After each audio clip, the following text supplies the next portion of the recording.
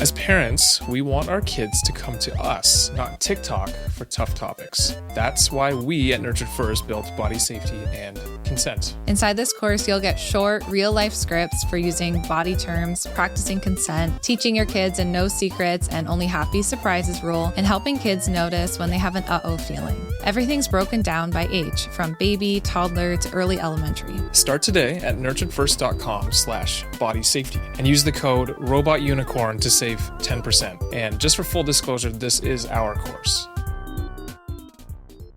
Hey friends, Jess here.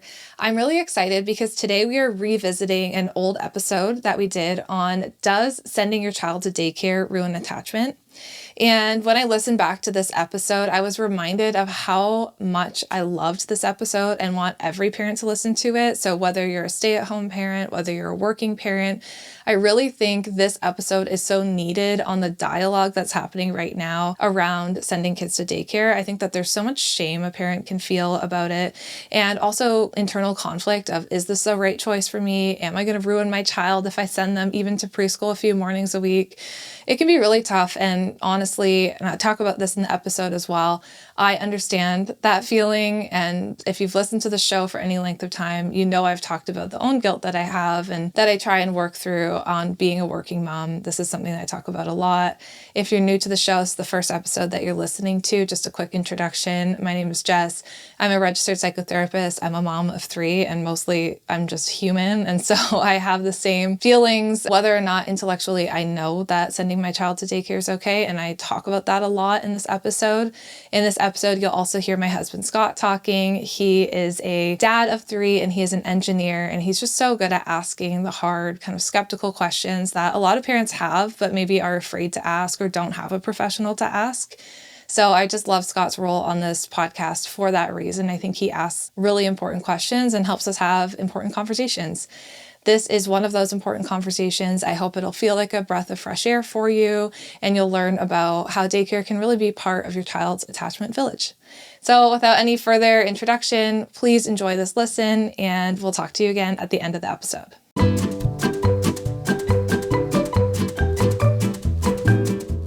Welcome to Robot Unicorn, hosted by my parents, Jess and Scott.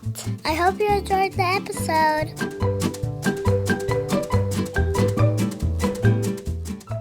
Today, I want to talk about something with you that has been controversial on our Instagram account. Okay. My question today is it wrong to send your kids to daycare? That's a very black and white question. Based on some of the responses, people think very strongly one way or the other. Right. I mean, the easiest... So do you feel the same way? It's a multi-part question. Yeah. So your question is it wrong to send your kids to daycare? And then... Yeah. Is it going to ruin your attachment with them? Yeah. So, I mean, the simple answer is no. There's obviously a much deeper answer that we're going to get into today. Podcast over. Yeah. Okay. Perfect. Wrap it up. Jordan, roll the credits. Yeah. Roll the credits. Jordan's our producer. But yeah, so the simple answer, is it wrong to send your kids to daycare? Is it going to ruin your attachment? No. And then I guess ... and. So I feel like there's no, it's not as a blanket statement going to ruin your attachment. And no, it's not wrong to send your kids to daycare. I mean, clearly we've sent our kids to daycare. And I've been very open about that. If I thought that was going to ruin the attachment that we have with our children, which if you've listened to any amount of podcasts or anything from me, you know that that's the most important thing in my life, is to have a solid relationship with my kids. Yeah, that's the most important thing for us. Like, I wouldn't do it. So clearly, I think that there is a piece that's okay. Yep. And I'm hoping today we can kind of talk about how to send your child to daycare in a way that's going to preserve that attachment, and when it's okay and when to maybe pull back a little bit. Okay. Can we start from let's say the beginning, and you explain, why is it that people are getting so upset? Let's say on the Instagram post that I can't remember exactly what the post was about, but it was related to sending your child to daycare. Yeah. And people were upset with you for sending our kids to daycare because they were wondering, how can you say you're all about attachment and then you do that? I've never had so many angry messages at me. I didn't really share too many of them on my stories, but I did a post. You can go see it. It's fairly recent. I think I did the post at the end of July, if you want to look on the dates on my Instagram feed. And the post was saying that I'll never forget a conversation I had with a mom, and I won't. I'll never forget this conversation. I was about to send our oldest daughter to daycare a couple days a week, 3 days a week, because I had to go back to work as a psychotherapist. And she was probably just over a year old, and I was feeling so guilty about it. And I was telling a mom, because I didn't have a lot of mom friends at the time. So I was actually at a baby shower for another friend of mine. And I was telling someone there, oh man, I'm feeling so nervous. I have to send her to daycare for the first time, hoping to find some like solace or some sort of words of encouragement, mom to mom. And she looked at me, and it was the tone that she said it, which was like, I would never send my kids to daycare. I want to be the one that raised them. I don't want daycare to raise my kids, so I would never do that. Yeah, you don't want some random person raising? Is that the... Yeah, that was the tone. concern? It's like, I don't want some random person raising my kids.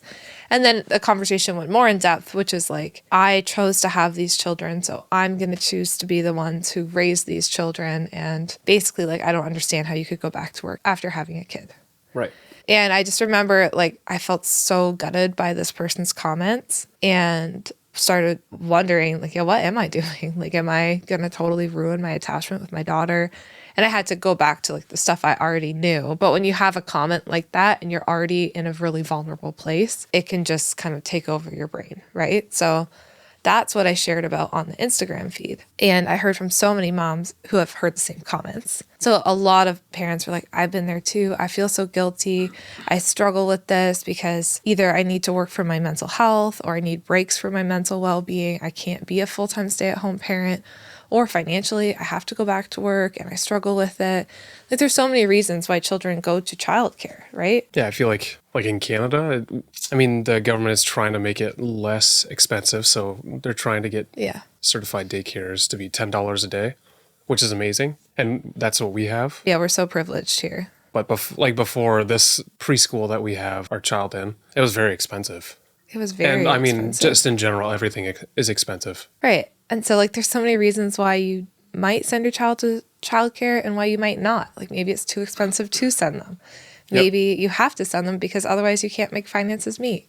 Maybe your mental health is struck. Like, there's so many reasons why you could send a child. So that's a separate topic we'll talk about. But back to the story, I shared that on Instagram. I shared that I felt so guilty, but then I did end up sending her to childcare, and we continued to keep a strong attachment. And then in that post, I shared a bunch of things that we did to help make sure that we still had that strong attachment. And I summarized the post basically saying, you're still raising your child. You are still the one raising your child, even if they go to childcare. And there's something beautiful about when they go to childcare, if they can form a loving and attached connection with the provider that they have there, then that can be part of your child's village. And it's another person to love and to care for your child. It doesn't mean they're raising them, but it does mean that they're part of their village. And that's really beautiful. And that can be okay for kids too. So that was kind of the premise of the post that caused all this controversy and why we're talking about it now. Yep. So what are some of the comments that you received or DMs you received from people? So I did the post, a lot of parents being like, yeah, I get it. I also send my child to childcare, like a lot of positive stuff. The negative stuff was, Jess, I can't believe that you send your child to childcare. I thought that you were an attachment parent. I don't understand how you could A, teach this stuff, and B, have your own kids and have 3 of them and not choose to be the one that raises them. I don't believe that sending your child to childcare is okay. Children need to be with their mother at all times. Haven't you heard that, like, you're the mom, so like you should be the one for the first 3 years who's with your child as many hours a day as possible? Don't you feel like you're kind of leading people on if you are running a page about parenting, but you're not a stay-at-home mom? Like, I received a lot of really challenging feedback, like people challenging me, which I don't mind. I'm okay with people challenging me. But then there was the feedback that was like, you should be ashamed of yourself. Yeah. Of course. So that always comes with every post. But yeah, I'd say this post had more than probably ever. Like, I don't think I've ever received that amount of feedback on a post and like privately. I mean, personally, I think people who respond that way just have a very limited view of life. They're likely, I don't know, they're not getting curious about like, why would we send kids to childcare. There's certainly not very curious people. I find comments like that kind of dumb, to be honest. Just because, like, let's say in Canada, that's kind of a privileged thing to say, I'm going to be a stay-at-home parent. It's not nearly as common as it used to be because everything is expensive here. So it's pretty hard to do too much. Well, people would say, and I've seen this all over Instagram lately, there's this trending thing to make a reel. Like, I could have this, but instead I chose to be a stay-at-home mom. And so, Right. like, stay-at-home moms who have their own Instagram accounts will post, like, I could have a house with a pool, but instead I chose to be a stay-at-home mom. To me, that's stupid because... I love our different responses.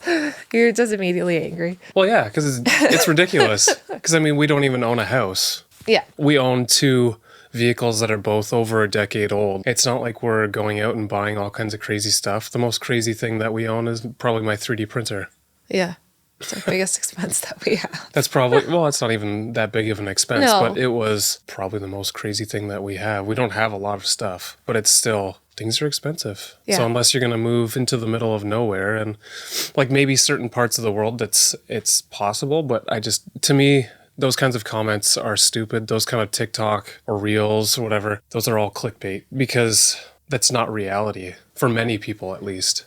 And I know a few amazing stay-at-home moms, like some of my good friends. Yep. And I know that there's different sacrifice that they've made in order to live a life that is their value system, right? So a lot of the stay-at-home moms that I know, their partners work a ton of hours, like to make up for their lost income, right? Like, so... That probably would have been what happened to us. Like I would have been then traveling, basically gone 50% of the year. We did that when I was barely working, right? Yep. There were seasons in our marriage, and I said this on the feed too, there were seasons in our marriage where, like probably 3 years total, where I didn't really work. Like I was either home with the kids, maybe I did a little bit of work online, but not much. I was pretty much a stay-at-home mom. I was full-time with the children for 3 years of the 7 that we've been parenting. Yep. And in those 3 years, in order to make ends meet and financially make it work, you had to work a ton of extra hours. And that was a sacrifice that we made. Yeah, I was like not even just working extra hours. I was traveling. Gone. Like I wasn't home. At the end of the day, I would be gone. And so that was the sacrifice that we made in those years for us to be home. And that's what worked in that season of life. Yeah. And that's what we had to do in that season of life. And I have friends that are stay-at-home moms, and that's a similar story for them. Their partner works a lot of hours, and they stay at home. It's not necessarily wrong. There's nothing wrong with it. I just think like I feel like every episode that we have our discussion, the conversation kind of goes back to that where the hashtag parenting experts and experts in general. I think anytime something is black and white, you usually aren't thinking about that situation correctly. Yeah. So I think the debate becomes stay-at-home mom versus daycare mom. Like that's the debate that's going on online, and that's tale as old as time. Like that was happening 7 years ago when I went back to work for the first time after having our oldest daughter. And already then, like Instagram wasn't really around, but it was more like Facebook then. And on Facebook, on all the Facebook group chains, there would just be arguments between stay-at-home moms and daycare moms. And I just personally have such an issue with that, because I have so many moms who are incredible stay-at-home moms. Why is that? Why is that even a debate? Is it that some people think if you are a working mother, then you have like what I had when I was working and you were staying at home. I would have like 45 minutes with the kids and they'd be in bed if I was even home on time. Yeah. So is that the concern, that they think if you're a working parent, then you're not really parenting because you're not even really home at all? Yeah. I definitely receive those types of comments. Like, well, you can't really complain about parenting if you're a working parent because you're barely with your kids. And again, it's black and white. I think at the deeper level, so we can talk about all the things and then parents who send their kids to daycare, there's also shaming the other way towards stay-at-home moms. So there's also like either direction. It's just dumb. There's shaming both ways, and I agree that also we should never shame a stay-at-home mom for wanting to stay home and making that work. Like I think that's incredible if you can do that. I think on both sides we're both good parents, and I think we all, for the most part, want to do what's best for our kids, and that looks different in different seasons of life, different times, and what's best for our family looks different. But I think at the core of why these like mommy wars happen, I feel like there's our own internalized like feelings of shame, feelings of not being seen, feelings of not feeling that sense of togetherness and community. And so if I'm feeling so insecure within myself of my own decision to go back to work, let's say, and I'm feeling insecure about sending my child to daycare, instead of kind of reflecting on that and healing that concern that I have going on, I could just come and attack a stay-at-home mom and be like, well, your kid's not getting socialization and your kid's not getting this and this and this. But really, it has more to do with my own insecurity. And I think the stay-at-home mom who's shaming a daycare mom, you know, like, well, I want to be the one who raises my kids and I want to be this and this and this. It has more to do with maybe their own values and insecurities that they have. Is it more of like a self-validation? Yeah, So- like I'm doing this. I gave up my career for this. So this has to be the best way because I gave up everything to be a stay-at-home mom. You know what I mean? It's kind of like how, I don't know how true this is, but I heard that car commercials are meant actually for the owners of the cars already to validate the fact that they bought that vehicle. Yeah, interesting. So it's like validating them, helping them know that they made the right decision. Yeah. Someone fact check me on that one. Yeah. I truly think that that's what's going on. Like when we're attacking each other versus just tuning in with ourselves, it's so hard to reflect on why am I so triggered by this conversation? But the conversation is about who's raising our children. And so, of course, we're all going to be activated. Like I even noticed you, like when I started talking about those shaming comments, like you're right away getting activated. Like Yeah. you want to defend our choice, right? It's not even that I want to defend our choice. It's that The comments bother you. I wish, in general, people, what is that quote that was in Ted Lasso from Walt Whitman? It's like, be curious, not judgmental. Yeah. Or yours is get curious. Like, Yeah. why can't people just be a little more curious and less judgmental? Because I find that judgmental comments just very annoying. Yeah. You get so easily frustrated by that. Yeah. It comes from clearly a lack of understanding of any situation Yeah. that people would make those comments. Yeah, and I think it really comes from their own triggers.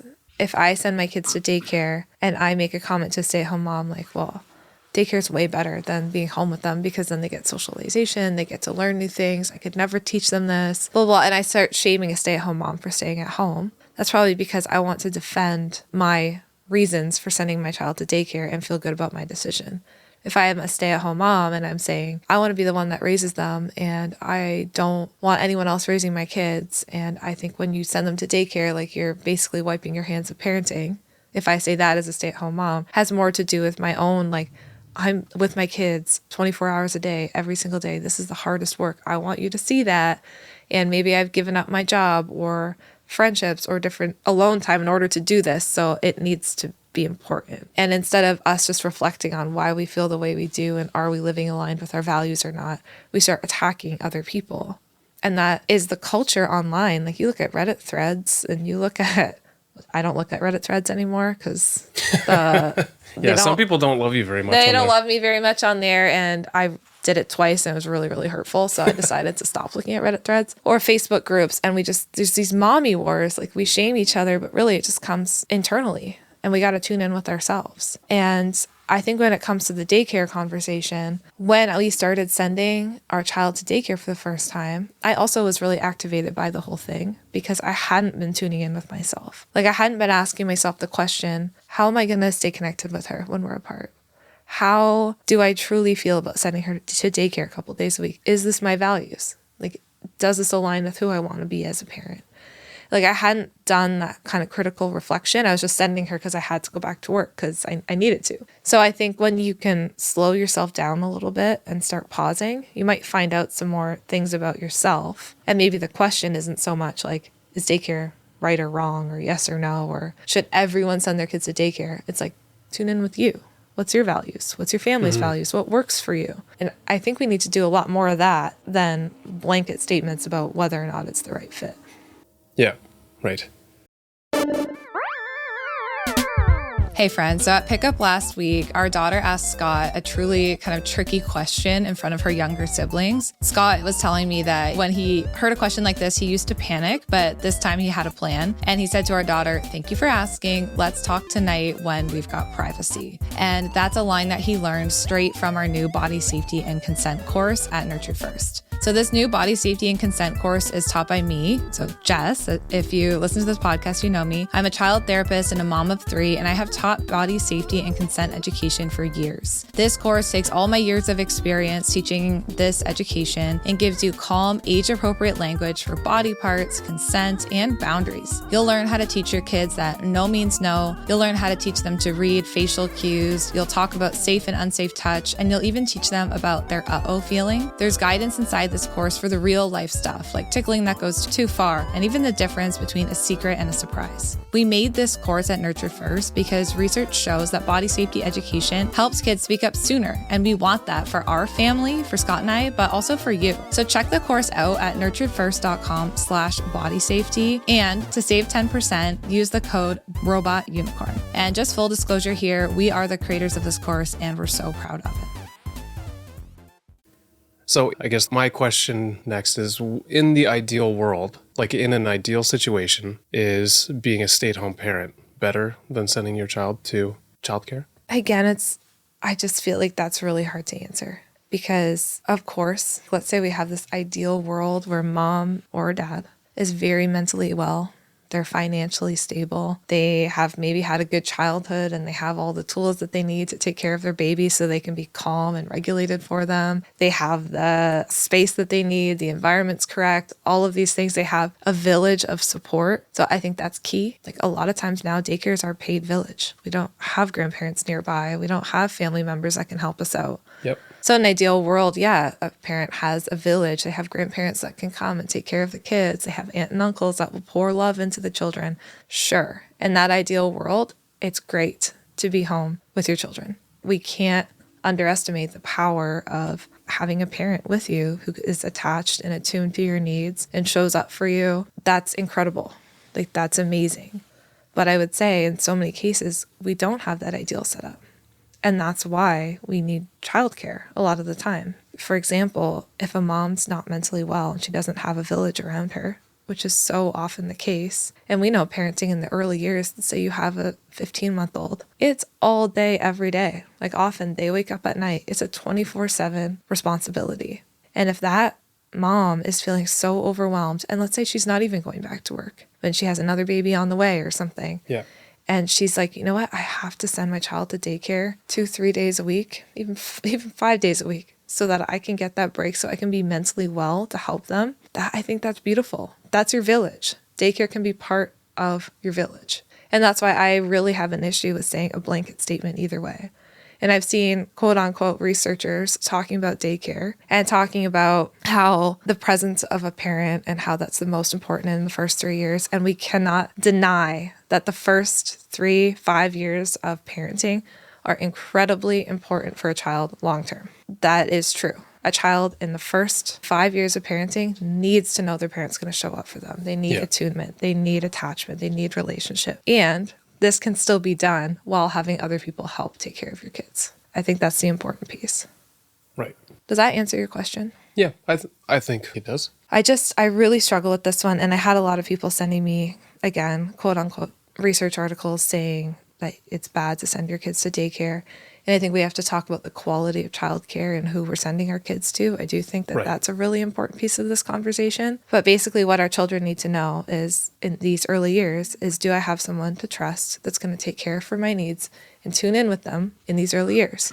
And sometimes part of taking care of your child's needs and tuning in with them is having other people come and help you. Like sometimes that's part of it. I know, and especially let's say when I had the 3 children, like when I just had our 3rd baby, I've talked openly about how hard that experience was for me. And I was full-time home with them and also trying to work. But I was full-time home with all 3 kids. And it was so impossibly hard to take care of all 3 of them and do all the other things that I had to do with zero help, that I was yelling more. I wasn't regulated. I had a really hard time waking up in the night. I wasn't the parent I wanted to be. I was constantly rage cleaning the house. I wasn't a happy mom. And then we got some help. And I remember like everything changed. We had paid help to come help take care of our baby and our older kids, who our children developed this beautiful relationship with. And she took care of our baby at the time when I had to go into work or something had to happen. And it could not have changed our lives in a better way. You know, like everything changed because I had that help.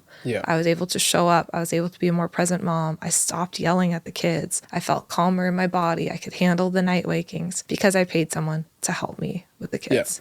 And as an addition, our daughter still has the most beautiful relationship with this person. And that has never taken away from my attachment with our daughter. Yeah, and I think that's partially because one of our biggest values is spending time with the kids. Yeah. So like we'll say no to so many other things so that we can go out for breakfast on a Saturday or something like that, or go on a hike with them, or like... Yeah, when we get home from a day of work, it's like, okay, it's time for the kids. Yep. Right? We're there, we're present with them. Sure, someone else was mad at me the other day because I said bedtime takes like close to 2 hours with 3 children. But I was like, I'm okay with bedtime taking close to 2 hours with 3 children because that's my time of day. I just pour into them. Yeah. And I have the capacity to do so. When I was a full-time stay-at-home parent, and this is for me personally, it took everything out of me. Yeah.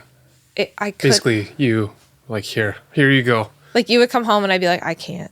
I didn't have the capacity to do bedtime the way I do it now. I was yelling more. I was frustrated more. And that's for me personally. And that's why I say, like, in an ideal scenario, if you are a stay-at-home parent and you have support and you have help, like, it can be beautiful and it can work super, super well for you. But this is just our story. Having help has really helped. Yeah, I feel like truthfully, I don't think I have any of that pressure. In fact, like the pressure to stay at home or any of that, which obviously, like, I think that's a societal. Yeah. I mean, it was the norm for a long time, right? Yeah. For men to go to work and they had to be the ones that went out. The wives stayed home with the kids, and that's kind of like the societal norm. But I think that's changed significantly over the past few decades, really. Yeah. So it's something that will probably have to be a little learned as well. Like, And I think people will reference decades ago, right? And they'll say, well, all moms stayed home with their kids. So where have we gone as a society where we don't value the role of a parent? And to be honest, what I say to that is I looked at what the people, let's say my grandparents immigrated to Canada in the 50s, or my great-grandparents and my grandparents did. And a farm that was many acres was like a couple $1,000s. Like, and if you were to determine like today's value of that, it's still not even remotely close to what you have to pay to even just own a small house. It's not even close. So to have like a huge property, close to 100 acres for a few $1,000s, and like have all this help to start up a farm. So you're comparing things that happened then to now. Just to have a small house, it's many times what they paid for a large working farm. Yeah, exactly. And I have 2 points to that. One thing I keep seeing is like, I forgo going to Disney so I can be a stay-at-home mom. And like, that's another one of those types of reels that keeps coming up, but it's not about that. Like, you can... so stupid. You can forgo Disney and avocado toast or whatever, Starbucks. But the fact of the matter is, that's still a really privileged statement, because that's still saying that the other partner makes enough that you can afford life. Yeah. And that is just simply not the case for a lot of families who just live a very simple life. They don't go on luxury vacations, and they still need 2 incomes. But what I want to say for parents who feel guilty about sending their kids to daycare, or not, or you're a stay-at-home parent and you're just interested in this conversation, I think the way that we parented too has changed so much. I see people really glamorize parenting, let's say 50 years ago, where, yeah, everyone's a stay-at-home parent, but okay, maybe they have villages, like all their sisters, they have 6 siblings and they're all stay-at-home parents, so they have each other. But B, let's think about the way that we've disciplined our children and the way that we now intentionally show up for our children in the time we have with them, and how that's changed. So you might have a parent who, sure, they were a stay-at-home parent, but were they attuned with their children's needs? Were they showing up for them? Were they getting curious about their behavior? Were they able to meet whatever kind of emotional needs? Like, Maybe some. For sure. For sure there were some parents that were doing that. But the norm even of like how children were disciplined, how they were seen, aka they weren't seen, be seen and not heard. That type of mentality was really strong. Be obedient to your parents. We had the strap. That was a form of discipline, right? Like the way that children were dealt with was like a lot of the time, not always, inconveniences, they're bad, be here, or I'm going to have a lot of children so they can help me work around the house. Now, sure, we have a village of people around us supporting our children. Part of that village can be daycare. And in the time that we have with our kids, at least parents that are listening to this podcast, we're so much more intentional with that. We're tuning in with them. We're like, oh, you have nightmares at night? here, let's do a worry toolkit about your nightmares and let's get to the root of your worry. Worry's your friend. You know, we're not like, well, don't bother me at night. Here you go. Like, we are showing up for our kids in such a unique way that previous generations haven't done. And that is hard work. And I think we need to give ourselves some credit for that too. And I think that's part of how we can still have that attached relationship, even when they have other caregivers during the day while we're at work. Like, we're tuning in with our kids in such a unique way. Stay-at-home moms and working parents are both doing that right now. And I think it's absolutely beautiful. We just need to stop attacking each other. Yeah. I wish my dream would be that we would stop attacking each other. And I feel like I can say that too, because I've got it on both ends. I got it when I was a stay-at-home parent, and I heard from people like, oh, you're not going to send them to daycare? How could you do that? I could never be home all day. Like, I heard those comments. Yeah. And by the way, your kids aren't going to socialize. Your kids aren't going to socialize. By the way, I loved being a stay-at-home parent for the most part until it got really, really, really hard and I needed to have support. You know, but in the early years when I just had one kid at home, it worked for me. And then there were seasons where it didn't work for me, and that's when we got help. And then I've got it from being a parent that sends our kids to daycare. Like, how could you do that? I thought you wanted to raise your own kid. So I feel like I'm coming at the mommy wars with so much compassion on both sides because I've heard it on both sides. I've been both. And I just feel like if we can really truly see each other as parents, that we're all in this journey together, and one parent sending their kid to daycare does not threaten you being a stay-at-home mom. Like, we can all see each other and have respect. I just feel like the world would be such a more beautiful place. But maybe this is just my dream. But I do want to talk before we wrap up this episode about some practical tools that parents can kind of take away, because the one thing that we haven't talked about yet is the importance of the quality of daycare. And I do want to talk about that. Yeah. I feel like we've been lucky with our girls. We've found amazing preschools and daycares. Yeah. And that's a privilege too, right? Because sometimes it can be really hard to find good childcare. Well, even in general, I mean, in Ontario, Canada, there's not enough childcare. Childcare. Yeah. And I think the important thing to know is that when we're talking about some of the research that's been done on kids who've gone to daycare and like long-term outcomes, when they have the best long-term outcomes is they have a caregiver who they can trust and is tuning in with them in the absence of their parent. Yep. Whether that's a paid daycare teacher, a grandparent, an aunt, an uncle, a nanny, whoever it is that's taking care of them, the child needs to know in these early years, it's essential that they know someone is tuning in with me and trying to help my needs get met. And they need that when they go to childcare too. So that's what I'd really be searching for, and what we have searched for in teachers. I love, Gordon Neufeld says this, and he's like, our teachers, childcare workers in the early years should be seen as honorary family members. Like, what if we saw them as honorary aunts and uncles to our children, and we talked about them as if they were family?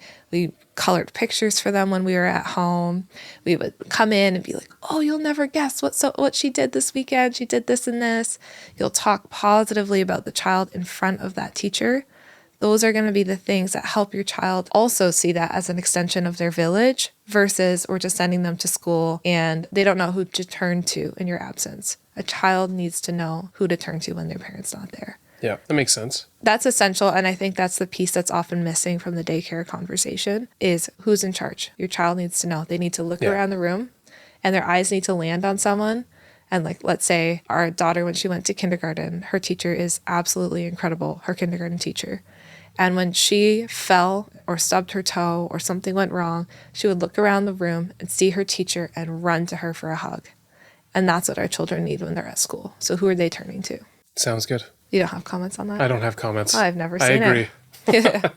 So I would say that's the main thing. And I would tune in with yourself too, because like there's a lot of incredible daycares out there. There's also some that aren't so great. And I think it's also okay for you to be like, you know what, this is not a match. Like, this is not working. I'm going to find someone else. I want parents to be able to tune in with their own instincts, because I want you to be able to trust who's caring for your child when you're not there. Yeah. That's also really going to help you rest during the day when you're at work. I also think, like for us, again, in Canada, you have 1 year maternity leave. Mm-hmm. You didn't take that on your third daughter, but you get 1 year. And then after that, you find like a daycare or something like that. But in, like I know in the US, they have 12 weeks unpaid, which is 6 weeks, 12 weeks. Yeah. Which is crazy.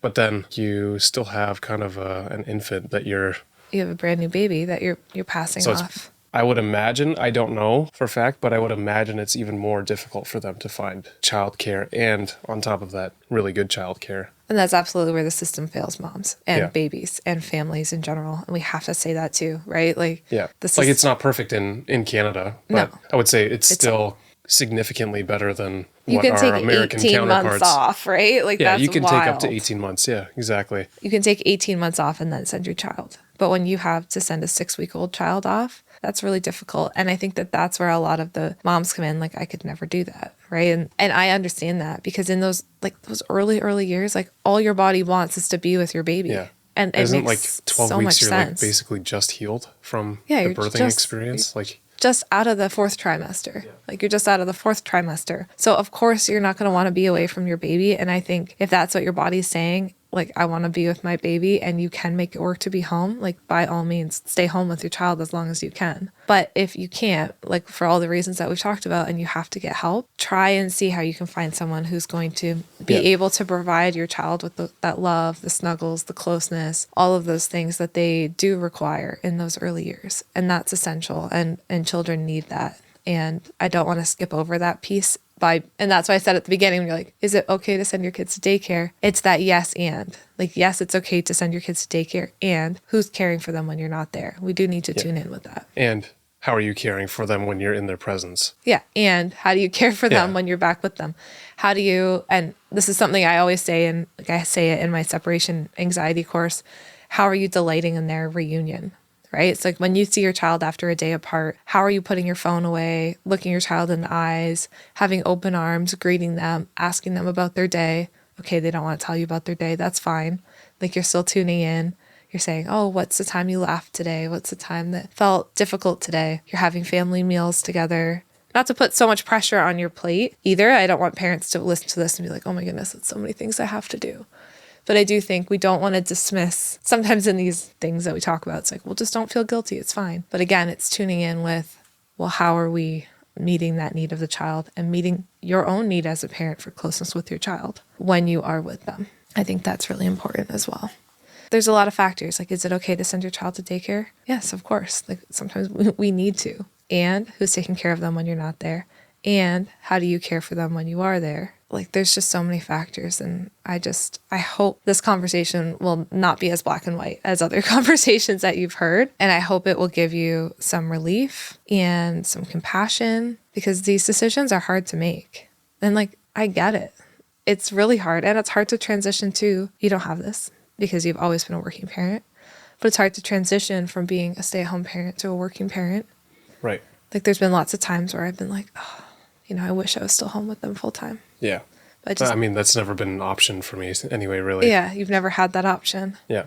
And you've never been conditioned to feel like you have to do that. Right. Right? Like, Yeah, it's more the opposite if you were to say, I'm a stay-at-home dad. I want to be a stay-at-home dad. Yeah.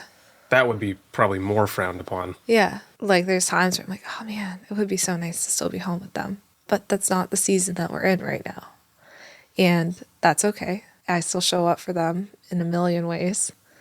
And they're still so attached to us. We have beautiful relationships with all 3 kids. And there'll be things that we've done that will not be great, that I'm sure they'll get mad at us for.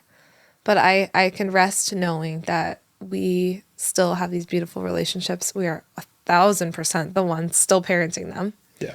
School is a great addition to our village, but they're not the ones raising our kids. We're the ones teaching them values. We're the ones tuning in with them. We're the ones in those unseen moments at 3 a.m. where they're kicking us in the spinal cord and we're like falling off the bed, right? Like, there's still so many hours in the day that we are with these children, showing up for them, meeting every single one of their needs and more.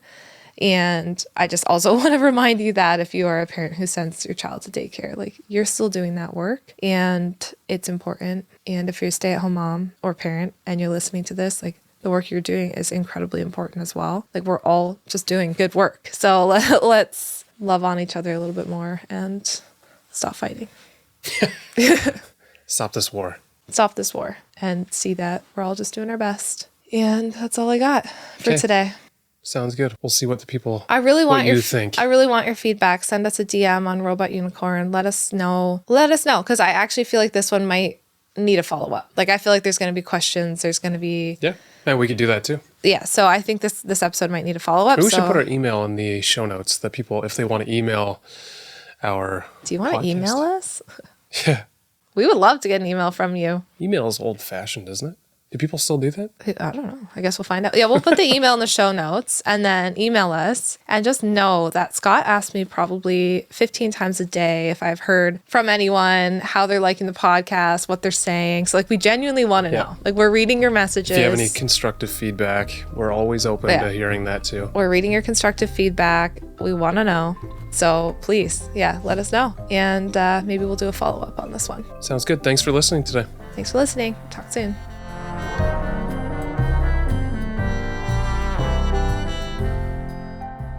Thank you so much for listening to this episode. I know when I was listening back to this episode and we were talking about the attachment village and the way that daycare can be part of our village in a way that we really need sometimes as parents, that helped me so much with the guilt that I used to feel around sending our child to daycare or preschool. And the idea that if a child is attached to another caregiver, that doesn't take away from their attachment with you was also really helpful for me as well. This is a topic that I feel really passionately about, and I want parents to have support and evidence-based information about, not just fear and guilt and shame. And I hope that you felt this way listening to it. If this was helpful for you, please leave a comment or a review. They mean the world to us, and we read them all. And it really helps the show get out there to more parents who might need it. So thank you so much again, and we'll talk to you next week.